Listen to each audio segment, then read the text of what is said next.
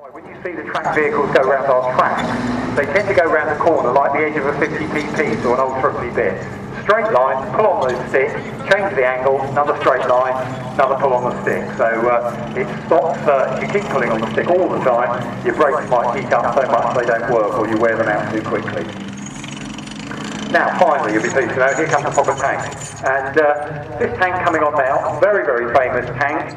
Those of you who watch all your military history channels, all your documentaries, Discovery and everything, awful lot is said about this tank in the Second World War, and not all of it very nice, but the truth is, this tank here, the American Sherman tank, is pretty much the vehicle that saved our bacon in World War II. Very, very important vehicle. And you can see it coming over the bridge there. This particular Sherman was made at the end of the Second World War. You can see inside the museum the second ever Sherman tank built, the second one off the production line. It's now the oldest one left in the world. It's called Michael. And during its production run, like lots of tanks, it changed. They added new things to it, they improved on it, and this particular Sherman was made at the end of the war, so it's got a bigger gun, a better engine, more armour protection than it had at the beginning.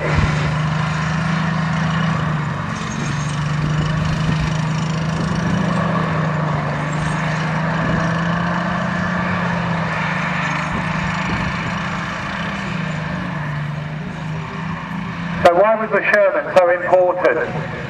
If you look inside the museum, you can see the British tanks at the beginning of the war, and they were pretty much a good match for the Germans at the time. But the Germans very quickly built bigger, better armoured, and better gunned tanks than our own ones.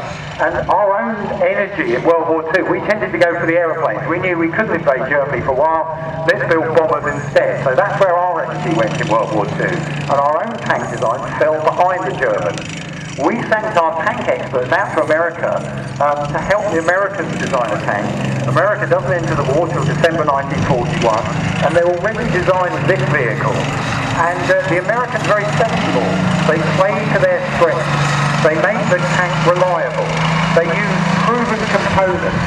And when we use the Sherman tank, and British Army uses it for the first time in combat, we use it at the Battle of El Alamein, we think it's fantastic. We think it's a great tank because it's reliable. Our own tanks break down all the time. The Sherman tank's a reliable tank.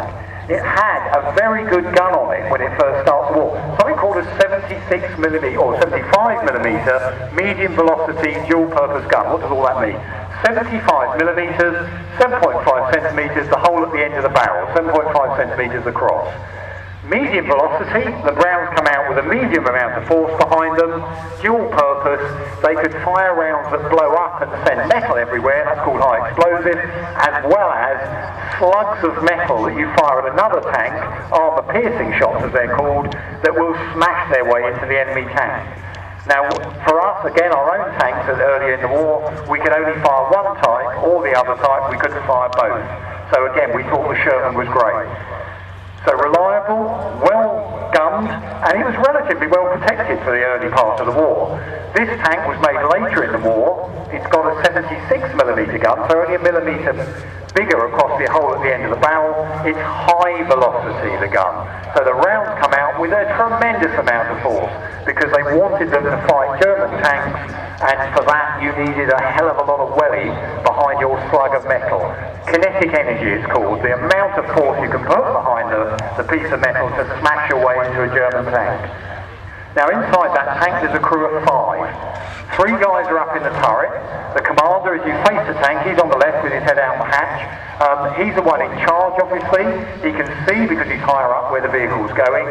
He can report back down to the driver on the intercom where to go, what to look out for, and he's looking out for targets for the tank to fire at. On the other side from him is a loader, and if you ever have to pick a tank crew, always pick a loader who's short, stocky, built like a rocket shotgunner, because the rate of fire of this tank will go down as the loader is getting worn out. So you need someone with plenty of strength, not too big, because you don't want them too tall because they'll be bending over all the time, putting the rounds in the breech of the gun.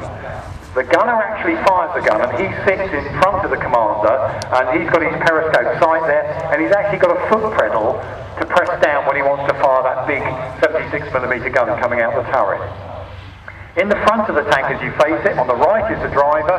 Again, at the moment he's got his head out the hatch so he can see where he's going. When he comes under fire, he pulls up a lever, his seat drops down, and he looks out a periscope. And on the other side is the bow machine gunner, who's also trained to be a driver as well, co-driver's position. Driving a tank is really tiring and really stressful, so having someone ready to take over is quite important as well. And all those 5 crews, you tend to double up on road, so if one of you is injured or one of you is away from the vehicle, someone else can take over, so you're still a combat-ready outfit all the time.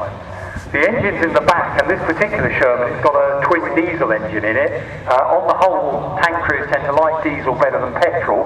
You all know petrol burns furiously when it's lit, so if you're in a vehicle, having a diesel engine will probably give you a few more seconds to get out before it catches fire if you've been hit.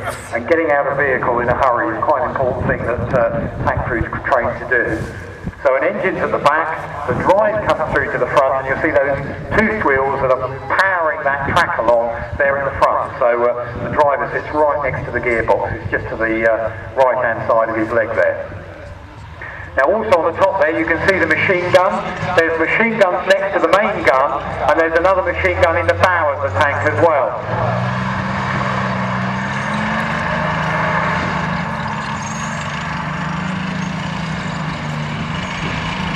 On the whole, with infantry, you fire your machine gun if it's infantry, you only fire your main gun if the target's big enough.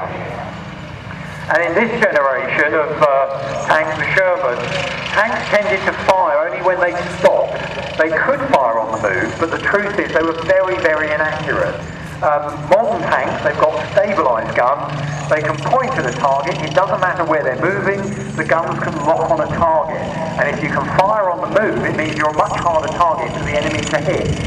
With a Sherman tank, on the whole, they have to stop, aim the gun, and quite often you fire about 3 rounds before you're actually on the target. 1 round might go over, 1 round slightly under, with any luck, the 3rd round was about on the target. So, unless you're very close to the enemy, the chance of a 1st round hit is pretty low. The good thing about the Sherman was its turret was actually very fast in being able to manoeuvre around the place. There we are, won't you are? And that was good for the tank because being able to turn the turret quickly meant you could get your gun onto the target quite often quicker than the Germans could in some of their bigger, heavier tanks who were that much more slower.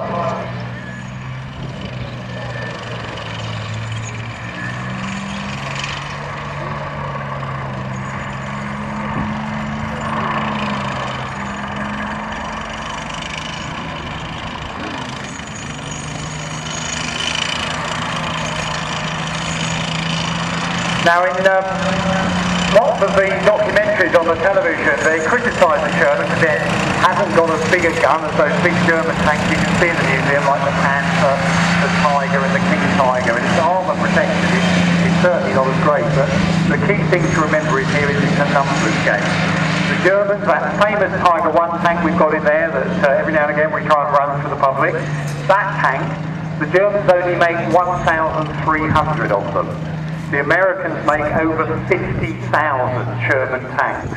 So